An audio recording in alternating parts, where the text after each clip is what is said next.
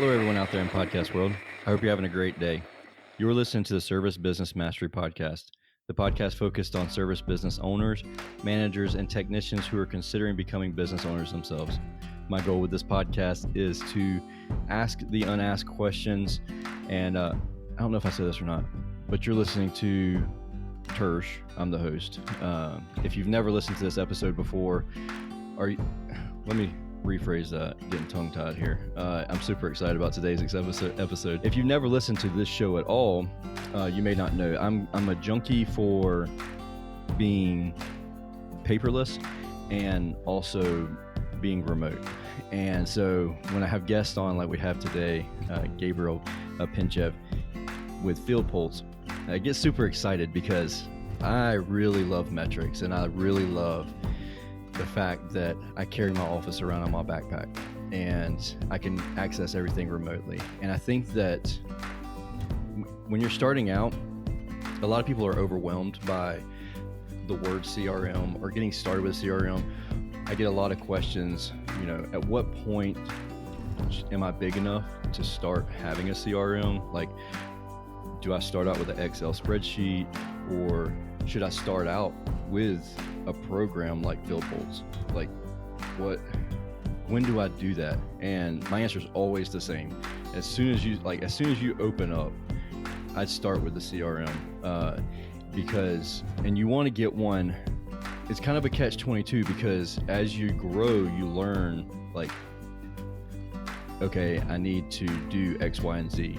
I need to make sure that my CRM can do X, Y, and Z. But when you first start out, you don't know that that's what you need. So hopefully shows like this will help you know which questions to ask and kind of know where to go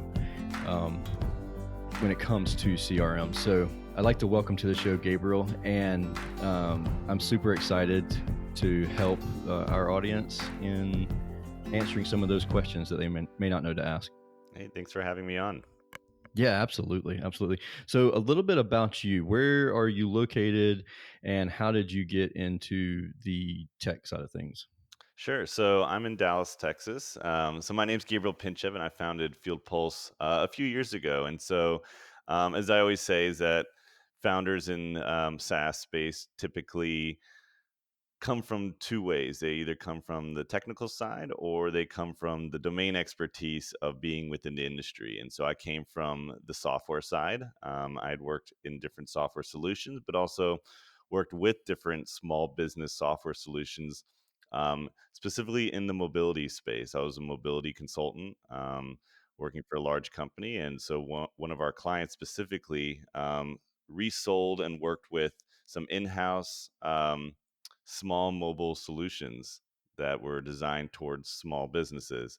So I had good exposure to what was out there using them. But at the same time, I was also dealing with different contractors, both professionally and personally. And so I saw that there's still a big open space for the small end of the market, really small service contractors, under 10, under 20 person companies that were underserved with technology. Most of the stuff out there was very expensive, took a while to implement, took a while to learn, and wasn't feasible for the small guy. And so I decided to start FieldPulse with a mobile first design and a mentality that made the software really easy to start, easy to get going, and easy to use. And with our team helping, we think we can get you up and running in less than an hour. And so Oh, that's kind of wow. the name of the game for us. That's really interesting. So it's not like a month-long onboarding process? No, as long as you can get people to download the app and install it, Yeah. we can get you fully set up very quickly, filling out the information. And then most of the application is pretty easy to learn. And so we have videos and guides to help with advanced things, but Uh-huh. especially for your field techs, it's pretty simple if you're just adding them into the mobile app, that they Yeah. typically learn it on their own. Okay, cool. That's what I was going to ask. Is it like, so there's certain things with the CRM that we currently use that if you don't do X, you definitely won't get Y. And so there's a lot of training involved to ensure, like once you do the workflow and once you consistently are doing it properly, it's fine and dandy. But that first month to 6 months, there's a lot of people who will drop off the CRM just because of how much is involved with the learning process. So it sounds like yours is very much the opposite direction. So it's very simple to operate. Is your Are you able to integrate into something like QuickBooks, or is it have your own accounting stuff, or how does that work? So we don't touch the accounting side. Okay. We touch the cost basis and profit tracking side, but for accounting, we do integrate with QuickBooks Online. Uh-huh. And within a few weeks, we should integrate with QuickBooks Desktop as well. And so the way Oh, the sync cool. works is when you create a customer or an invoice in FieldPulse, it will sync over to QuickBooks and create a matching invoice and payment there for your accounting purposes later on. Okay, so you actually would send out the invoice from QuickBooks Online? No, so you'd send it out from FieldPulse, but Okay. it'll create the matching invoice for Okay. QuickBooks, so that for accounting purposes later, you have a matching record there. Okay, yeah, that makes sense. Sometimes I know some softwares out there will have a communication over to QuickBooks, and then you take it from there. You go to QuickBooks and you do like mailing out your invoices and customer communication through there. No, so Is the it? the idea with Field Pulse is that we want to keep your day-to-day full operations within the software. That's perfect. So in total, we do job scheduling and dispatching, CRM, estimates and invoices and payments, employee timesheets, customer Oh, cool. communications, really a ton of different stuff. And so the idea is that it's an all-in-one solution, so you're not fragmented and going around to Yeah, different applications, but you're also not leaving the product. And so for us, the QuickBooks integration is really just for your accounting later on with your accountant, yeah. but you're not actually doing the operations there. Some people do things where they kind of mix the two, but Uh huh. the ideal workflow is that you're keeping it all in one place. And so you have all the related records between jobs, customers, and invoices so that you can reference each other very easily. Yeah, I really like that because there are times where I've seen, not my personal experience, but I've seen other people have shared that the communication between the CRM and your QuickBooks Online, sometimes you could have like a little glitch in there in your batching, and then all of a sudden you can't find something. But if you can access it through FieldPulse, then you have your like checks and balances there, if that makes sense. So you Yep, can actually go back to FieldPulse and say, no, this is what it should look like, uh, not not this way, Mister Bookkeeper, Mister Accountant. You're correct. wrong. Do you have a price book built into FieldPulse? No, so you can import your price lists and use Okay. that as your repository. So that's actually something we're going to be starting very soon. Is actually a sales tool that's Oh, cool. linked with a fixed flat rate price book and a Okay. sales offering, and so we plan to start that probably within the next month or two. Oh, cool.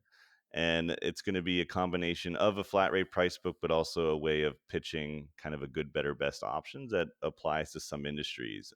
Yeah.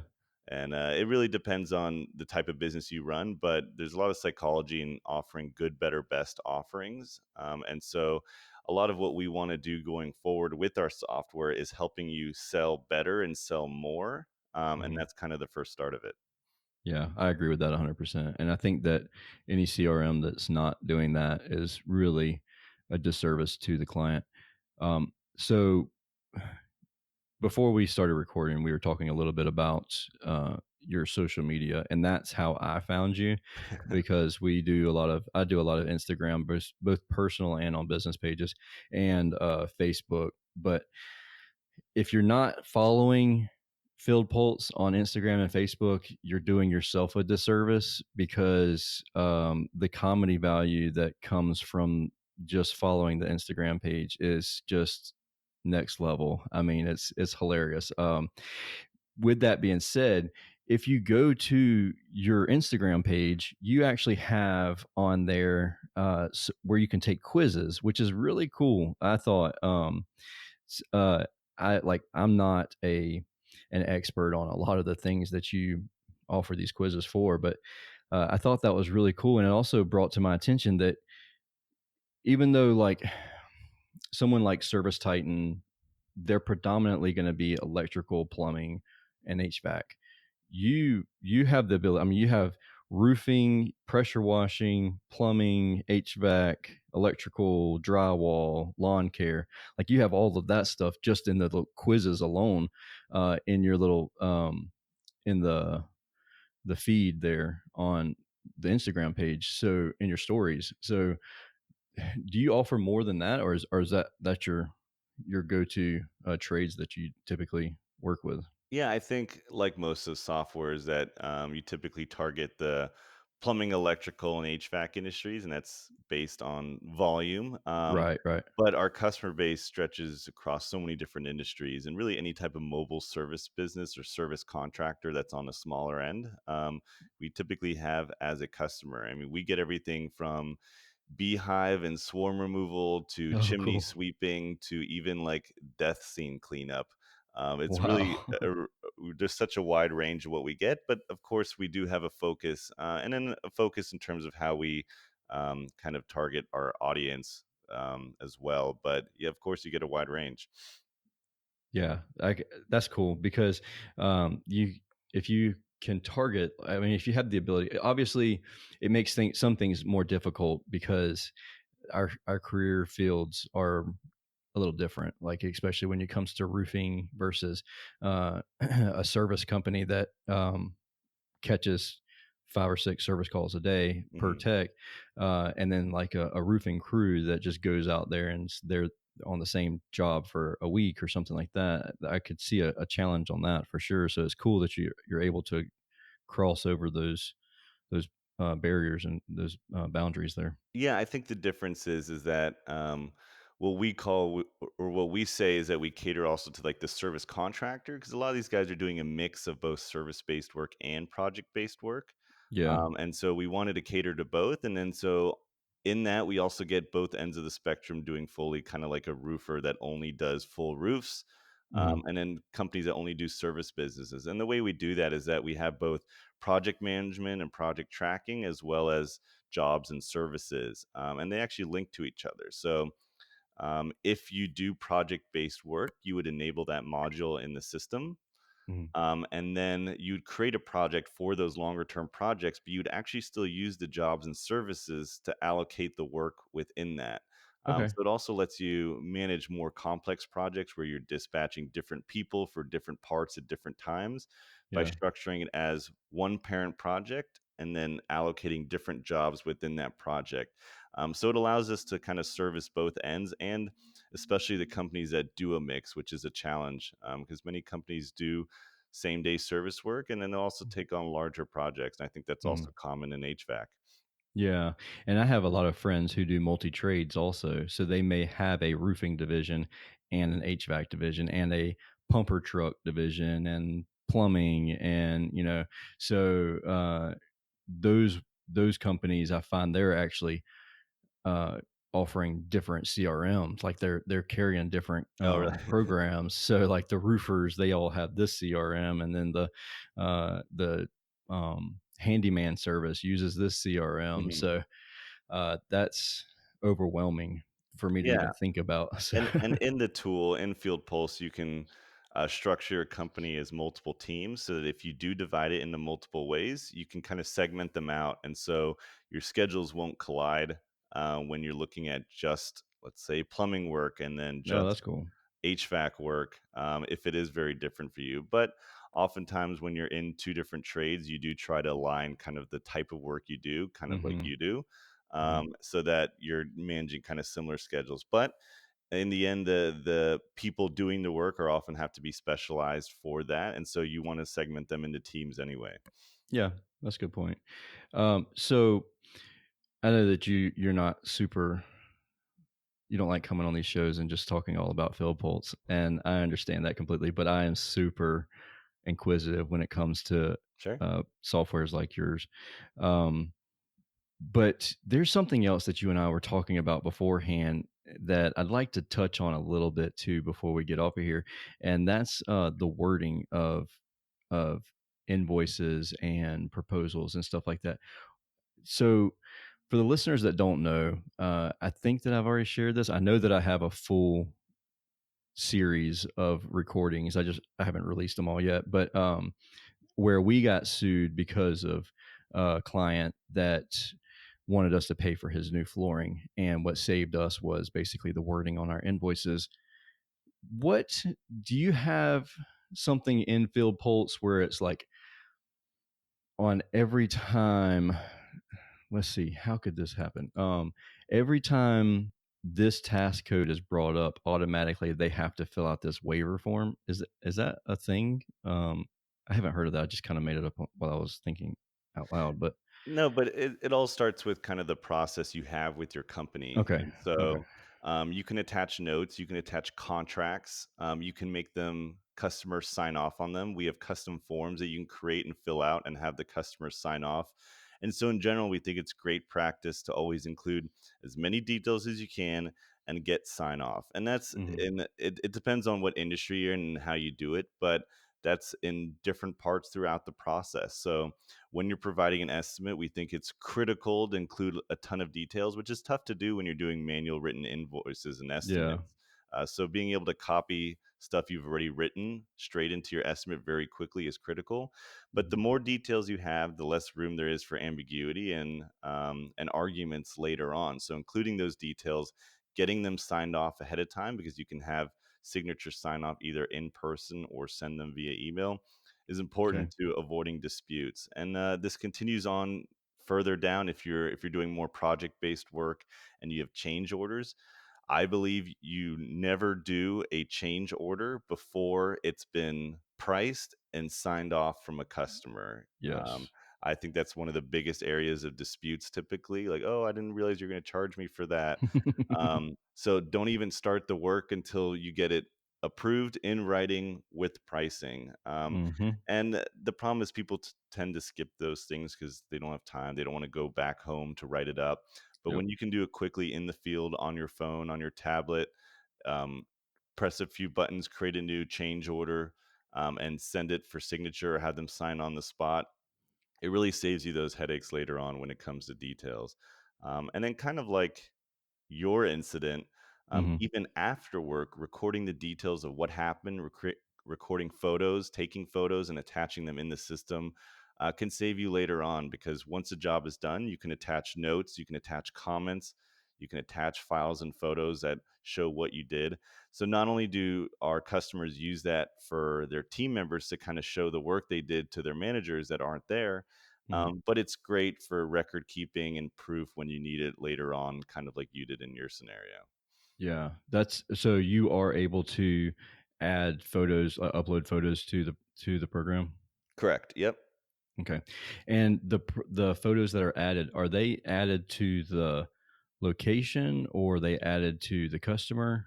So you can add them in a few different places. So you could attach them to the customer profile, you can attach them to the job record, or you can attach them to their estimate or invoice. And it really Mhm. depends on how you operate, where you want them to live, and who you want to see them. Because if it's for the person creating the invoice estimate or job, then you would create it there. But ultimately, all those files still roll up to the customer profile, so Okay. you would still find them there. So it's just a matter of how you want to handle it as a company in your process, and who within the company is doing it based on the access they have. Gotcha. So the scenario that comes to mind is like if we did like a property management company and they had 200 properties, Mhm. um, the the customer would be the property management company, and then like several locations would be the 200 locations. And so a lot of times I would attach a photo to the customer's location, um, and then it's fine that it rolls up to the customer, but each time we look at that location, I would like to be able to see a progress report basically of how the system's evolving over the years. Is that Yeah, and you can capable? attach that to the specific related customers. So Okay. in our system, you would create the property management company as kind of the parent customer, and then you'd Hmm. create the properties underneath it as their own sub customers that roll up to it. And so Gotcha. you're always doing the job for those related customers of the parent company, but then it's Hmm. always easy to find it again through that parent company and keep track of it. And so, especially in HVAC, when you want to look at what equipment there, the history of Yeah. what's been done, really being able to add those notes and have them chronologically sorted and being able to go back to them can be critical. Yeah, that's really it really is critical, and, uh, one of the biggest things is having the techs actually do the work, add the photos and add the information, but once you can get them to actually do it when they're Yeah. in the field, then it's great information for the office to have, especially whenever a client calls in and they're asking a question, and you can quickly just go to their file, look at their pictures, and say, okay, well, this is what we found. Mhm. And so that's a challenge that I've had in the past where I feel like I could say that we've worked through that, but it's not always that way. Whenever they go to a job, you always take a picture of it and before and after. And that's what really we could have gotten in a lot of trouble with the lawsuit, and had to pay for all new floors in the guy's whole house, had we not taken pictures. Mhm. And so at that time, we weren't very diligent about taking pictures. But since then, I've made sure that anytime I don't get pictures, I'm like, you remember that lawsuit? You don't No, want to pay that definitely. $5,000, do you? Because I don't want to pay $5,000 for floors. No. But And one thing you said was when a customer calls, being able to call back the information and find it. And that's key and very difficult to do without software. But one thing that yes. we've implemented, it's currently in beta and we plan to release it fully very shortly, is a fully integrated phone system. And Okay, cool. so that has value in a few different ways, but directly with that, so that once you get a text or call from the customer, it knows which customer it is because it's fully integrated, and you can pull Mhm. up their information very easily without them even having to tell you. So trying to get everything together all in one is really kind of the name of the game because all these different items and components relate to each other. And so some people try to go out using fragmented solutions, using like a free Yeah. estimating software, Uh-huh. a different CRM, and then a different payment tool. But when it comes to linking them all and finding the traceability between them, it becomes very difficult. Yeah, absolutely correct. Is there a way to export certain customers? So if I wanted customers that all had 10-year-old equipment that I could import into like a MailChimp or something like that to do an email marketing campaign, is there an ability to do something like that? Yeah, so we let you export your customers really anytime. And Okay. with that, you have a few different ways of storing kind of data like that. So we have custom fields, and then we also have custom tags. And so our customers Okay. use those custom fields and custom tags to fill in different information that they want to use for marketing. And then when they're ready, they'll just one click export it.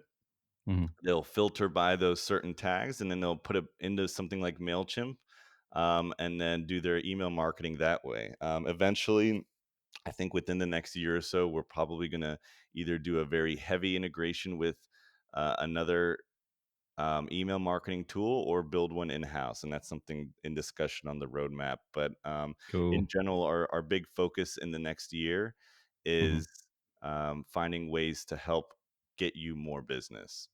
Sweet. I like it. Now, last question, I promise, is do you have any sort of inventory tracking or ability to job cost? I guess that's 2 questions, sorry. Uh, Job costing and inventory tracking. Yeah, so we do have inventory tracking, and so basically you record the quantities, and then as you use them in an invoice and invoice the customer, it'll deduct it from inventory. And so we try to keep Okay. it very simple, Mhm.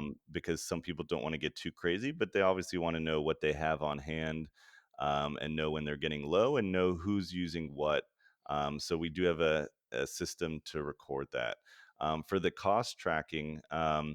So we do it in kind of two different ways. So when you're creating an invoice, you can attach unit costs to your actual item so that you have a unit price, that's what you're charging the customer, and a unit cost that records your internal cost. Mhm. And then you can add additional expenses to your invoices, so that at the end of the day, there's a second tab that is your profit and cost tracking, where it Yeah. shows what you're charging, what it cost you, and then it breaks it down for profit margin across product and service by line item, total margin, and really gives you a better handle on your cost for any certain job or project, which in my opinion is one of the biggest issues that Oh, yes. contractors face, is that they often really don't know how much they're making on any job. You kind of look Mhm. at it on a monthly basis or yearly basis if you're profitable, but it's important to really be able to do it on a per job basis. And it's difficult unless you're able to track it this way. And so Yeah. rather than doing it in QuickBooks and a third party, we have a simple way where you can attach the cost to the items themselves as you create your invoice. And then if there's anything that's not an item in your invoice, you just add it as an additional expense and then it breaks it down.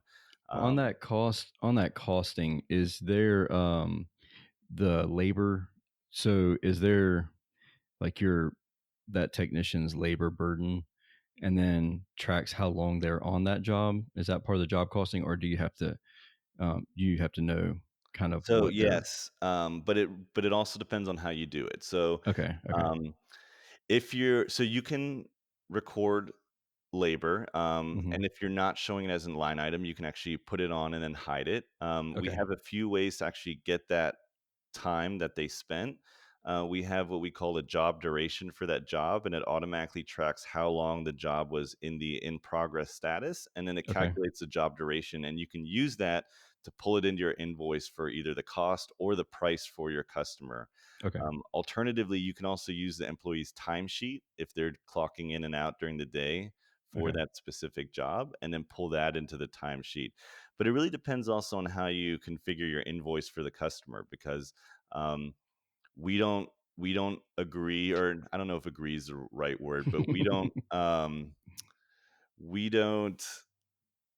I'm not trying to think what the right word is, but we don't support as much doing time and material type billing. Um, Yes, time and material is not the right way to do it. no. That's the right way to say it. Yeah. So, we believe that doing, all-inclusive pricing, including using stuff like flat rate price books and things like Right. that, makes you more profitable and kind of gets you more into a business mentality versus a team member mentality, which I think is one of the biggest difficulties that new companies have if they came from being a team Yes. member of a team and moving to a business. Um, so, but at the same time, you do need to track that as a cost for you as a business. So the way Mhm, you structure the invoice, you can actually make it so your invoice appears as a flat rate, but you're mhm. still recording the labor hours from your team members as a Oh, yeah, cost totally. to track the profit. Yeah, so something that we like to do, or we don't like to do, this is something that we enforce. The only way that a technician can get a bonus is if their labor percentage stays below 30%. So even though we're flat rate, we still track how much of their labor Interesting. percentage is of the total job. So they have to maintain a 30% or lower labor percentage for the entire month in order for them to get a bonus based off of their revenue generation. And so we track the total time on each job so Yeah. that we can, when we job cost it, we know that labor percentage. No, it So, definitely makes sense. And also depending on the type of industry you're in, you can also commission your team members based on what they upsell, and I think it really varies on the industry. You see a little bit more of that in HVAC recently. I think you see less of that in plumbing and electrical, but then other industries, especially when you can offer a good, better, best, you see more of that. And so part of our profit and cost tracking tool, you can also do commission tracking, and so you can either do it based on gross revenue from the invoice or on the margin of the invoice, taking into account the cost. And so you can just attach a straight commission, percentage, or fixed amount based on the margin, and it all kind of comes into play. But again, it depends on your business model. I know it's become a lot more prevalent in HVAC than the other kind of service trades, but it can be valuable, obviously, to boosting your margin. oh, totally, completely.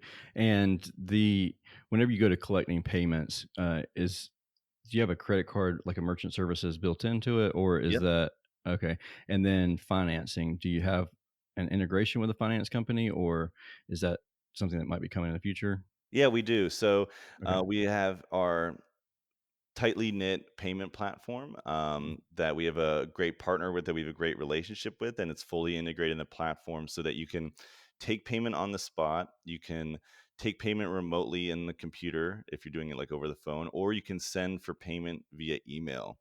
And one of Okay. the biggest differentiators, in our opinion, is that our rate doesn't change even if you don't do the swiping with the dongle, Okay. Yes. because we believe that it's a real pain, especially with Yeah. team members.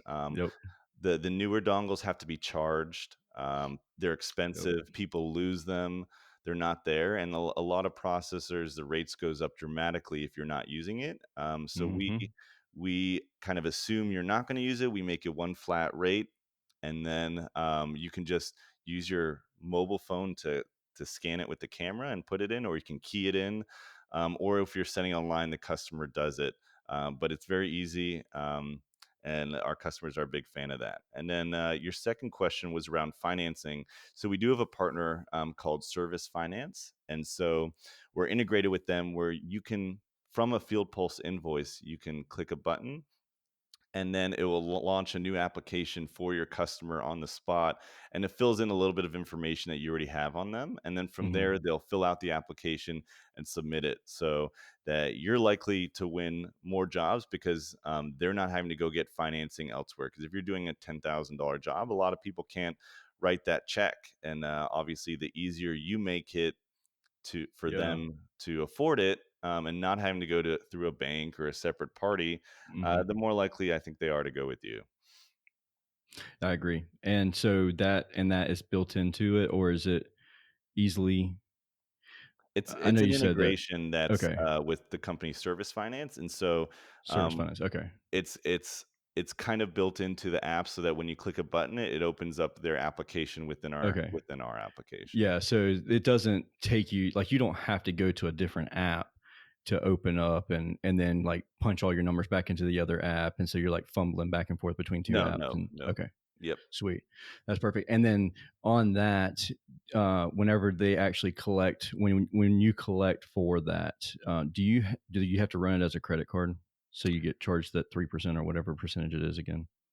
So, the reason I ask that is, we use a finance company and we have to pay their finance dealer fees, and then they give us a credit card number basically, and we have to run it as a credit card. So we get to pay the dealer fee and we get to pay a credit card fee. Interesting. I need Yeah, to double it's check that then. really awesome for us.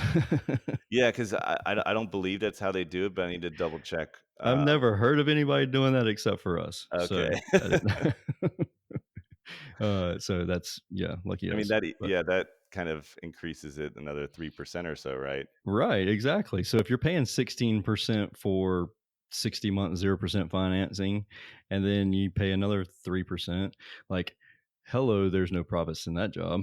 Mhm. Uh, Yeah. so, cool. So obviously, I had a lot of questions. I still have a ton more questions, but I'm not going to bombard you with all of that. The program is obviously amazing. It's honestly, it's extremely comparable to what I use currently.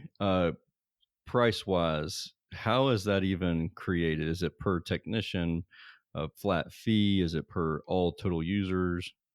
Yeah, so there's a base platform fee that includes your first user, and that's $39 a month.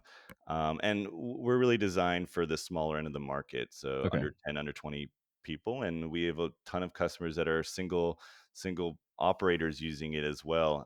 And then additional users cost 10 or $20 per month based on their role. So if they're managers or if they're field techs, and you can add and remove them at any time, and their cost is just prorated throughout. Our base platform is month to month, so you can really cancel at any time. We offer discounts for longer terms, like 6 months and annual. Hmm. But ultimately, if you're month to month, we have to earn your business every month, and we have what I believe is the best support team available, and I even participate that. It's a big part of our culture as a company to make Hmm. sure that our customers love us. And so I'm in there all day as well, looking at our chats and phone calls and making sure that our customers are happy. And I'm jumping in and talking as well to keep a pulse on things. No pun intended. uh, so literally, what is the downfall? Like, why wouldn't people come and use your program? Because it's not a price point. Why Um, wouldn't they? and it seriously seems like it has everything.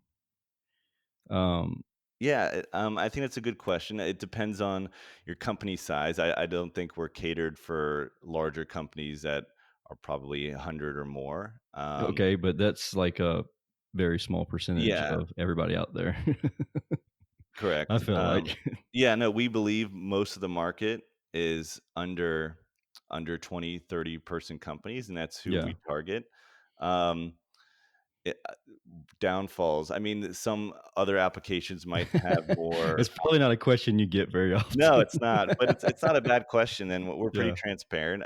Yeah, yeah, yeah. Some other programs might have more bells and whistles and little things. We try to find the right balance of easy to use with robust, and it's a difficult balance to achieve. And one way we do it Mhm, is by keeping it simple and adding on modules that you add on when you need advanced functionality, because okay. we don't want to bombard you with a million different customizations, but at the same time people require them. So we're not going to be the tool that lets you customize every little thing and takes a while to implement, but then we're Mhm, also not going to be on this super simple tool that is ready to go completely out of the box and you can't customize anything, but you're ready to run. And so we're somewhere in mhm, between. And we expect you, or we think we can get you up and running very quickly and get you fully set up probably within an hour and trained. But at the mhm, same time, you have to make a commitment on your end to to learn the process, to mhm. use it, to get your team using it, and really commit to it. Um, I think that that's with any CRM. If you don't have that yeah. commitment, it's gonna be a huge I mean, you might as well just take your money and throw it out the window. Correct, and if you're only using it for some stuff, you're not gonna get the full advantage of the Yeah. reporting and data. You're not gonna get the consistency. You really need the buy-in from your team, and it all kind of plays into it. But I think most successful businesses are definitely using something, Mhm. Oh, yeah. and I would definitely say the most profitable businesses have to be using something. Oh, yeah. You're otherwise, you are literally if you are, um bank account balancing your cash flow. So yeah, we have money in the bank, so we made profit on that job. That's not going to last very long, especially as you grow. Like you may be able to do that with one man truck, but it's definitely you need the job cost, and I think I Mhm. harp on that a lot. I think that that's something that's extremely important. I believe that's something that's extremely important. Honestly, the program, I don't know, like unless you have some major something skeleton in the closet, I don't see why more people wouldn't be using your program because it sounds like you hit all the nails on the head as far as what we really need as we're growing a business. Yeah, I think we're a great solution for the small end of the market. Last week, we reached an agreement with the largest plumbing supplier in the world, the Reese Group, actually based in Australia, Oh, cool. who's investing in us, but also taking us to market with their entire customer base. They tried every Nice. solution out there, and they came to us and approached us and said that we think you're the best fit for our customers, and Mhm. we want to put you out there and benefit our customers. And so it's great to have the backing of someone like that kind of confirm what we believe as well. Absolutely. Absolutely. Cool. So if anybody wants to get in touch with you, learn more about Field Pulse, other than following Instagram and Facebook page, what's the best way for them to get in touch with you? Yeah, you should start with our Instagram and Facebook. Yeah. We have a great team that's puts it together. We have one person leading the charge, but the whole company kind of submits things that they see or our own ideas.